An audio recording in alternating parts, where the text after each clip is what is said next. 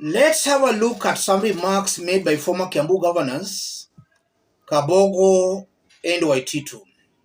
The remarks are going to inform the basis of our analysis right now.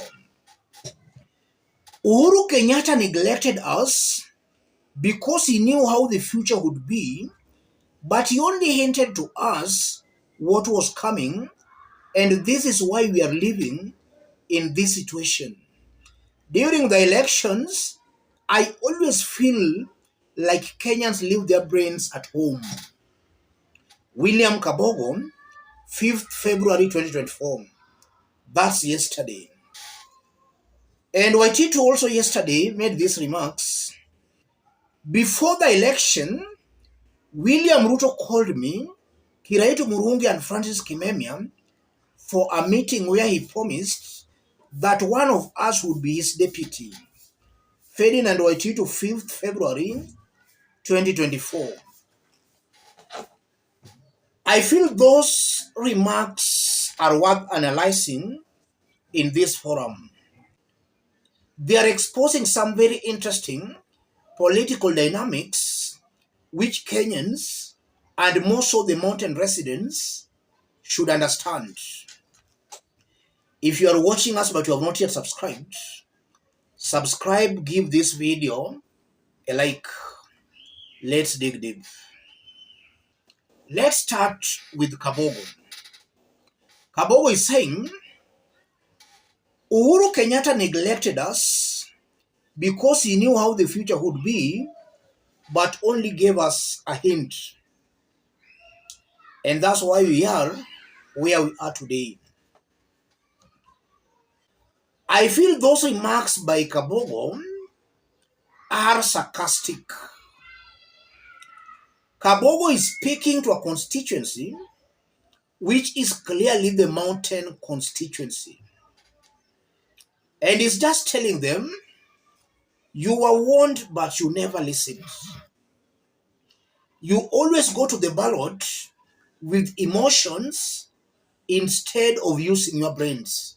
And that's why he's saying, I always feel like Kenyans leave their brains at home. Kabogo is saying everything was in the public domain. The people you voted for in 2022, their track records were out that they were not worth holding public offices. And I'm saying that because if you look at William Ruto, how he started his politics in the early 90s, that is a track record that was out, and Kenyans were warned properly.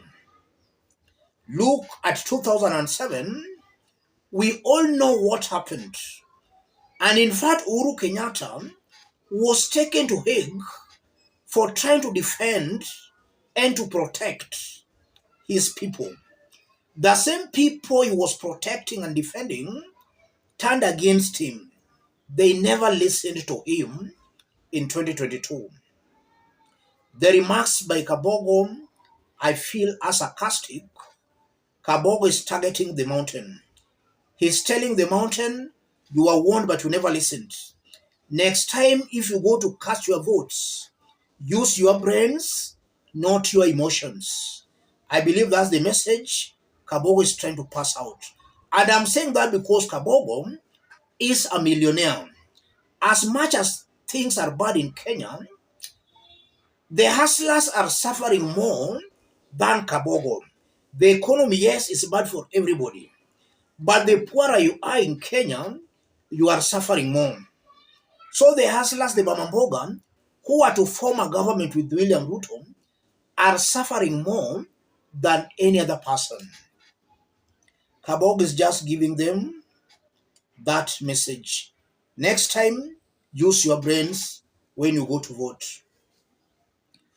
Waititu is saying that he was promised to be made a deputy president. Ruto called him Kimemia and Kiraitu Murungi, and Ruto told them that one of them was to be made a deputy president. What went wrong? Waititu is also warning the mountain. and is just trying to expose William Ruto's lies. Look on how William Ruto is currently campaigning.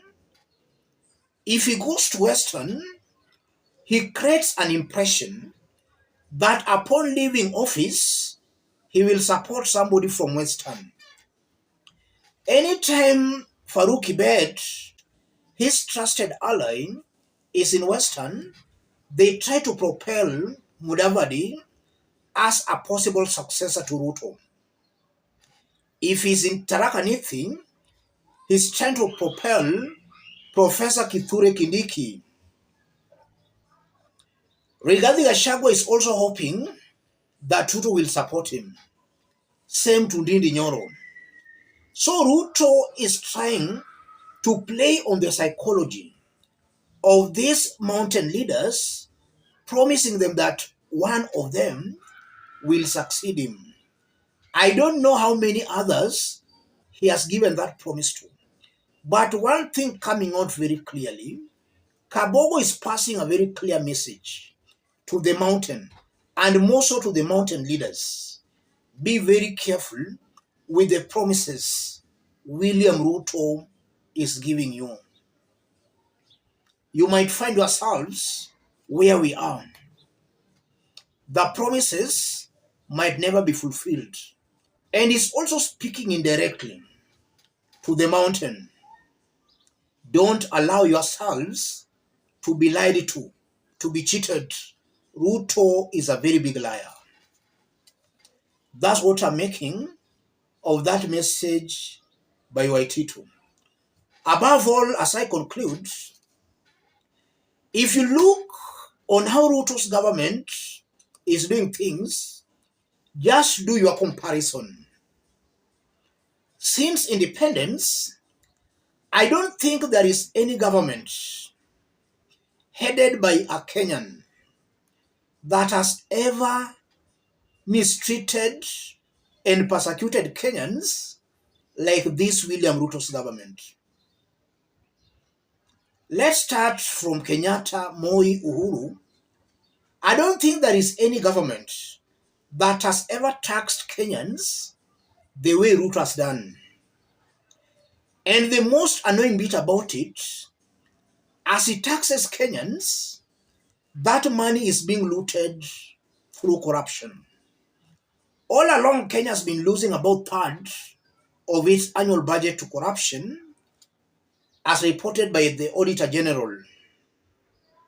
In Ruto's government, that figure is almost hitting 40%. So corruption in Ruto's government is more rampant than in any other government before. Kenyans are being pushed to the wall on taxes. Those taxes are then looted by top government officials. I've never seen a government forcing Kenyans that it must build for them houses. Ruto's government is doing that. And that's why I believe that this one might be the worst government since independence. It's high time Kenyans to wake up before it's late.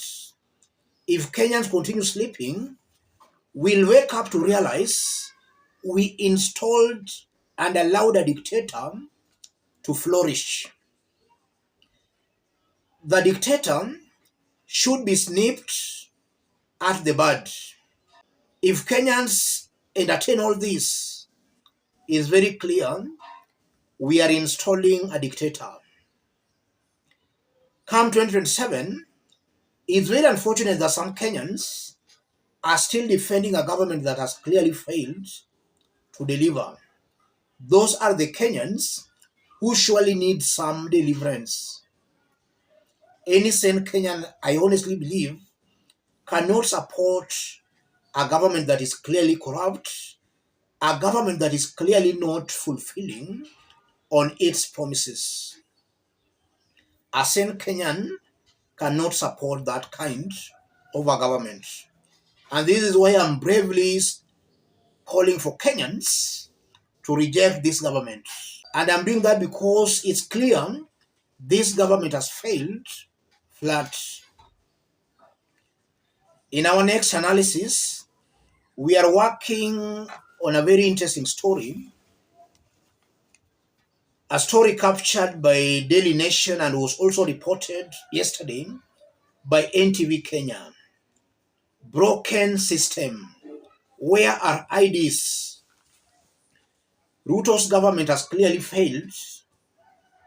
That's an analysis we are working on. Don't miss the analysis by subscribing. Let's meet in our next analysis. Thank you. God bless you. God bless Kenya.